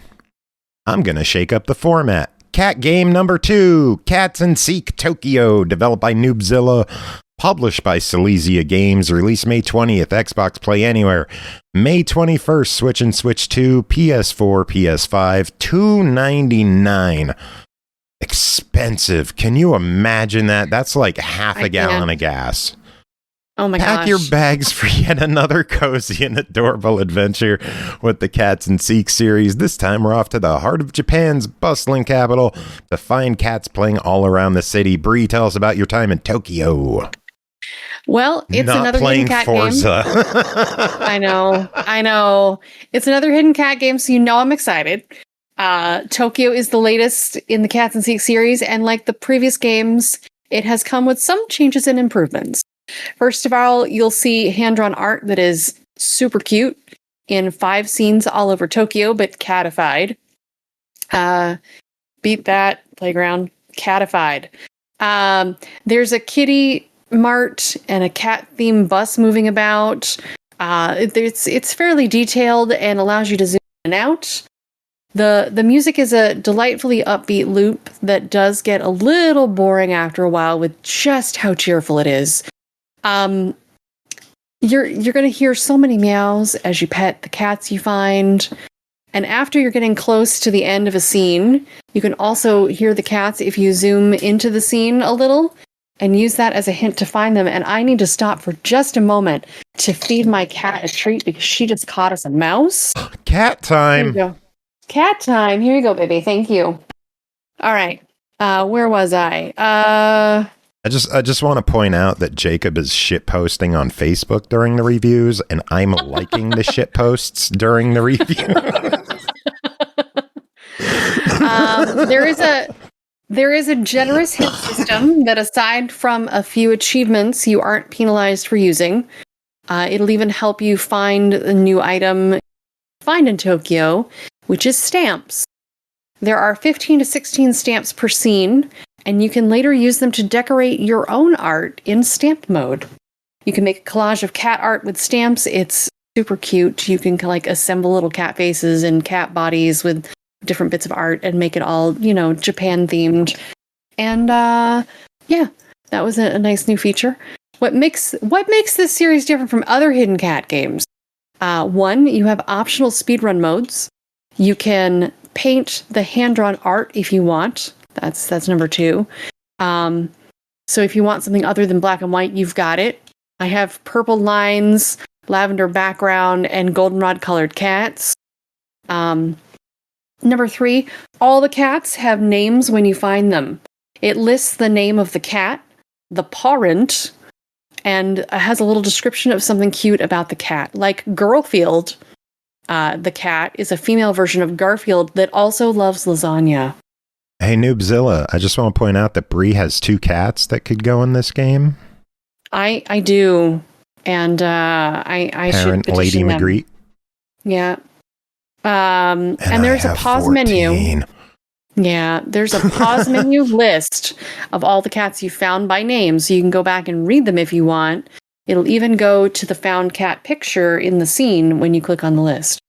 So yeah, you click on cats. You can change up your cursor to cute things like a lollipop or a carrot to poke and pet the cats with.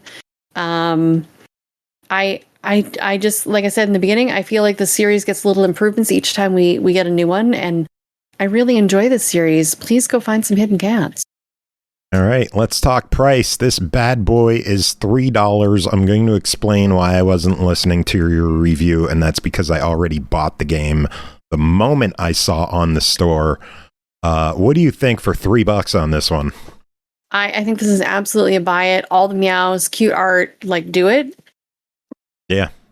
Like I've been offered codes for these games and I turned them down so I could buy these games and support Silesia. Yeah. For putting them out this cheap, I don't want a freebie. I'll pay you $3 for these. I absolutely. And they're even on sale. It's $3 and it's on sale. I want their freebies. Can I have their freebies? No, Bri gets them. Oh. Who do you think does the reviews? Anyway, cat game number 3, Mel the Pyramid Cat, developed and published by Emberbox Studio. Released May 28th on the Xbox platforms for $5 each. In Mel the Pyramid Cat, you'll guide Mel, a brave feline explorer venturing deep into the ancient pyramids in search of hidden treasures. The danger lurks in every corner, from flying enemies and cursed traps to magical artifacts and the mysterious mummy Theo. Bri, tell us about Mel the Pyramid Cat. So this is a 2D platformer in a series of Mel the Cat. So far, Mel has had some backyard adventures and adventures in space. Now Mel is a cute explorer outfit with a little backpack, and he's exploring some pyramids. This is a pretty cute pixel art adventure with mummy dog enemies and menacing birds. The controls are pretty simple. You jump with A, dash with B, and you can use the D-pad or the left stick to move around. Dashing can be done at angles and height, so you can jump at an angle to a platform above and to the side of you. In addition to platforming, you'll need to dodge enemies, spikes, flying daggers, and arrows. And the goal of each level is to collect a gem. Along the way, you'll find levels with checkpoints and teleporters and combos of obstacles to deal with around that. The background and enemy art is pretty detailed. You'll see the outside of pyramids and an oasis in the desert. Later levels is going into the pyramid, and the mummy dogs are so damn cute. It's like the same dog enemy that you see in the other 2 games, but now the dog is a mummy. It's adorable. The music was a decent little loop of Egyptian sounding desert music. There are 40 levels to get through, and a combination of completing some of the levels and dying a number of times to different obstacles nets you 2,000 gamer score. And it's a triple stack, if that's something you're into. Some of the platforming challenges... Did it bring those achievement hunting urges back? A little bit. Were you getting the itch? A little bit. Yeah, it was nice. It was nice. But some of the platforming challenges felt a little recycled from previous games. There were a few times where I felt like the dash didn't work quite like it should. So I had an okay time with this. $5 each platform. What is your verdict? If I were judging this against like other games, I could give this a try it. But given the price tag and it being more of an easy achievement game, I would just say fuck it. Why not if you want the gamer score? That's fair. One platform. Which one would you pick? I mean, I'm always going to go for the Series X version because that's, my go-to. But yeah, you do you. I'm trying to decide between the Series X version or the Xbox PC, and I can't, so I just won't buy either. Now, if it was Play Anywhere. Yeah. See, makes you think, devs. Might want to look into that. Next thing to do is Mr.Do with Arcade Archives 2, Mr.Do. Developed and published by HAMSTER, released May 14th, Series X and S, Switch 2, PS5, $9.99.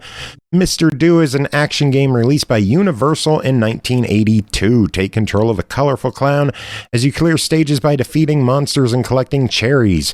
In addition to the 2 widely played versions, this edition includes the rare oldest version, the very first iteration, featuring a unique character design for the protagonist. Jacob, what is going on in Mr.Do? So Mr.Do is a video game that's similar to Dig Dug. And so in this game, you are Mr.Do, who is this guy. I don't know exactly what he's supposed to be. But you're tunneling through the ground and you're trying to collect all of these cherries. But of course, there's monsters there. The monsters. Yeah, they're not actually that spooky. If anything, they're just damn annoying as to how quickly they'll go after you. So the thing is that you're supposed to you're not. It's not actually, it is kind of contingent for one way to finish a level. But all right. So anyway, your main thing is that you're trying to collect all these cherries. Monsters are trying to stop you, and you have two ways of stopping the monsters. You either have this Powerball thing, which you could throw at them, and if it hits the monster, it takes a little bit for it to come back to you, but if you completely whiff, you have to run off and go get it. Which sucks, especially if you threw it down a bit of a hallway. And the other way is by dropping apples on them. And the easiest way to do this is tunneling, right directly below a apple, and hopefully you can time it so that there's a monster underneath. If the apple just hits nothing, then it just breaks up and you just wasted an apple. But there are other ways to win, if you spell out the word extra by defeating certain monsters. If you get a diamond, which I never saw one on any of the levels, but apparently apples will sometimes drop diamonds. But you know what they give? I mean, they just give you they let you go on to the next thing, and I don't think they also and gives you a bonus, gives you an credit. Extra life. Yeah, I thought it gives you bonus credit, not just the life, a credit. Oh, yeah. Well, anywho, so you're just constantly going through all these different levels, trying to collect. You're just trying to get to the next one. However you want to get it done, you can get it done. I always kept trying to go after all the cherries. The game is pretty fun and frantic. The monsters do speed up, and it can... because they do run faster than Mr.Do. Not by much, but just enough. And so you can't outrun them. They will catch up with you eventually. Which I thought was kind of interesting. And also, it keeps the game really moving. But yeah, it's just do you like Dig Dug? Do you like classic arcade? If you've never played Mr.Do before, now's your chance. But if you like that kind of gameplay, you should definitely check this one out. Very cool. It is $10 on this one. I like the fact that that it includes the rare multiple versions. Yeah, the old version with the snowman. Is that what he's supposed to be? Yeah. Okay. That's what Wikipedia says. Oh. So, yeah. Did you know it had 3 sequels? I didn't. Funny. All right, so here's funnily Their names enough. are great. Mr.Do's Castle. Mr.Do's Wild Ride. Swear to God, Mr.Do's Wild Ride. And Do Run Run. Do run, do run. So yeah, $10 verdict. I mean, I always support everything that Arcade Archives releases. This is apparently the only time that it's been released. Well, sorry, Antstream Arcade also got this a while back, but this is the first time it's been on this console generation, and it really wasn't the previous ones. So definitely pick it up. Virtual Console. Oh, well, yeah. A lot of things were from HAMSTER too. But yeah, I wasn't familiar with Mr.Do, so this was honestly my first time getting to play it. I don't know, it wasn't the biggest thing. I liked it. It was all right, but it's not it's not exactly my jam for arcade types. But still, I'd say for $10, totally pick it up. Cool. Keep supporting Hamster's mission with this. Sounds good. And we got one final game to talk about, and she's had to be here for some reason. Aki's turn. Thick as Thieves, developed by Other Side Entertainment, published by Megabit Publishing. It released May 20th on Steam for $4.99. Thick as Thieves is a stealth action heist game playable solo or with a partner in crime and co-op multiplayer. Master the art of thievery through cunning gameplay across a 4-hour campaign in this dynamic new take on stealth. Aki, you are the stealth queen on this show. What is going on in Thick as Thieves? Okay, so nice, Jacob. So in this game, there isn't a great deal of story in this. Instead, it's more you are just some. Yep. some unnamed thief lady, and you're just given missions, and you have to go out and complete them. There aren't a ton of different locations, so you're often sent to the same locations multiple times for various missions. Usually they'll alternate between the different maps until it unlocks a new map, and then it starts alternating between all 3 of them, 4 of them, 5 of them, whatever. So, yeah. It ends up you get a primary thing that you're supposed to do, which actually allows you to move on to the next level. You don't have to actually do that anytime you go and enter that map, but in order to continue this quest line, because I'm not going to call it a story, you do have to actually beat that and get out. But other than that, you also have like little missions that you can do that are just really to give you some XP and some monies.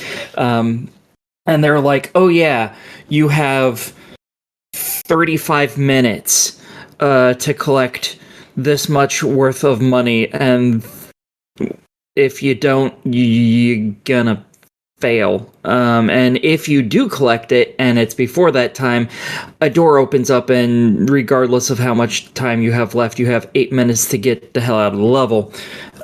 Which is one of the more infuriating parts of the game, because let's say you have a primary main mission to continue the gameplay line. You also always have this secondary mission, more or less, is I guess what I'll call it. So every level ends up being timed. And throughout the entire level, anytime you see something that's, ooh, shiny, sparkly, I can steal it, you're gonna want to steal it because you're a thief, and that's the point. But once you steal that, whatever the limit is for that time you've gone into the level, now you only have 8 minutes.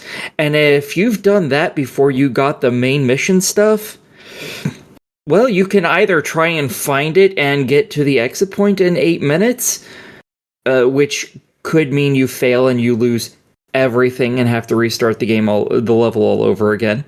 Or you just have to exit without the stuff, typically, because you're usually not going to find that and get out within 8 minutes. You're just not going to do it. Because throughout the level, you have to find, like, notes to figure out where the items are that you want to steal in the first place. And that takes time. And you don't see the notes until you're close to them. Because you have the ability, after the tutorial level, where you steal a special item, you get the ability to see stuff like enemy placements, which are both enemies that are walking around that are human, ones that are ghosts, as well as turrets, whether they're activated or not, and you can also figure that out just by looking at them. But it also shows you, like, treasure and notes through, like, walls and stuff. But it's not at a really long distance. I think it's, like, 20-ish meters or something, which is nothing. But you can see them through walls and things, which is a nice little thing to help you around. So you have to find the notes, and not all the notes are useful notes. Some of them are talking about shit that just doesn't really fucking matter. So, yeah, you end up going around the map, knocking people out so you can steal keys off of them and stuff more easily, and so they'll be unconscious for a little while because they will eventually pick themselves back up, and turning off the guns so they aren't trying to shoot you, turning off candles and lights and stuff so the area's dark. And unlike lots of games, if you're in the dark, enemies can literally walk right past you. As long as they don't touch you, they don't know you're there, and it is fantastic. I've really missed that from old stealth games, where, you know, because in some games there's like, well, no, there's values of shadow, and they do have a vision cone that even when they're in the dark, if you're within this distance, I'm like, no, if I'm in the dark, just let them walk past me. As long as they don't touch me, I don't want them to know that I'm there, please. That just makes life so much easier. And yeah, it's really fun. You can spend a long time just replaying individual levels because of the time limit stuff. originally this game was going to be a PvP VE game where a bunch of thieves were all in there together, basically trying to steal everything before each other could do it. And you can still see some of the bones of that. Whereas, like, even when you're playing solo, when you steal something that's really expensive, it actually tells on the screen that your screen name grabbed that item, which is a holdback from when it used to be a versus game. They did get rid of the versus stuff. It is still multiplayer. You have co-op in it if you want to play co-op. Personally, I don't, because I don't want to play with people who are potentially going to fuck everything up. I don't have that kind of patience. I will sit there for a half hour figuring out the map. I'm not going to sit there for 5 minutes having them fuck things up. It's just not happening. So yeah, sadly there is no way to turn off the timers, which kind of sucks for me because I would rather just go throughout the whole level and pick up everything and just see where everything is. Because there's chunks of maps that I probably still haven't seen just because I haven't noticed that there's a pathway over there or something, and because I'm on such a short time period, I don't bother to look around a lot. Instead, I just go pathways that I know are usually good pathways of grabbing a whole bunch of shit, and hopefully are somewhere around wherever my main target is, which kind of hurts the game. The devs actually meant for that to do the opposite, where you would replay and then go a different route to find things, but it's like, no, I found a route that's kind of optimal, so I'm just gonna keep using that route because I have a time limit, and if I'm not out of there quickly enough, I'm just gonna lose everything, and that kind of sucks. So I would like to see them make it to where it's an option to turn off the timer if you don't want to play with the timer. Not to get rid of it, because lots of people, they like that challenge. And it is a good challenge. It just, when you have other things you need to do in that level, it screws that up completely. And if you're like me and you're visually impaired, or you're just slower paced at these games, because there are plenty of people who are, it's nice not to necessarily need that. So I'd like to see them at least give the option to turn off the timer. But otherwise, I really like it. You do level up kind of slowly. With your levels, you're able to buy occasionally new gear, new maps, new customization stuff, which is mostly hats and vests, I believe. I feel like there's a third thing, but I don't remember. But after you get far enough through the game and high enough level, you actually unlock a second character as well. A guy named Chameleon, I believe his name was. I am nowhere near close enough to have him unlocked yet, but they play the exact same. They're just, do you want to play as a guy or a girl?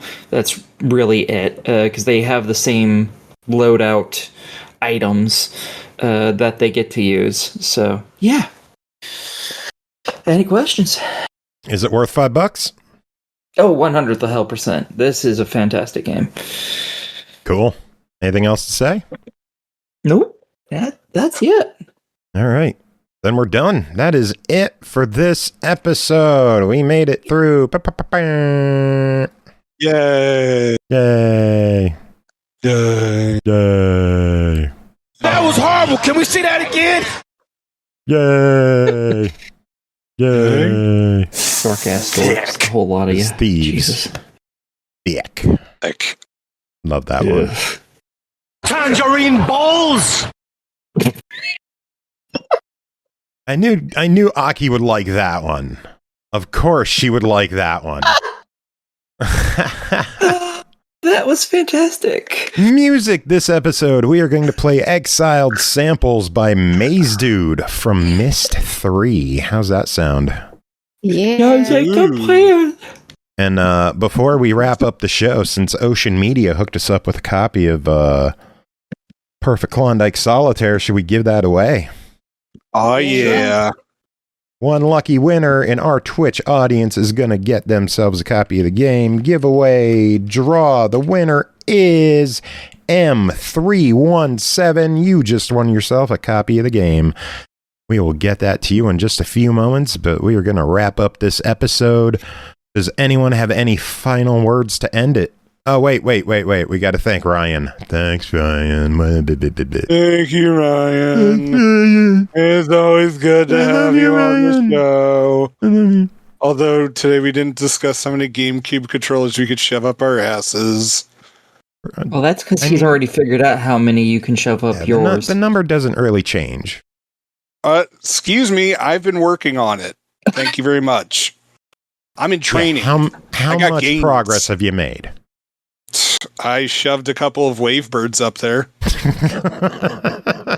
You don't have gains, you have gapes. There's a difference. Bri, end the show with something classy to lead into MYST music.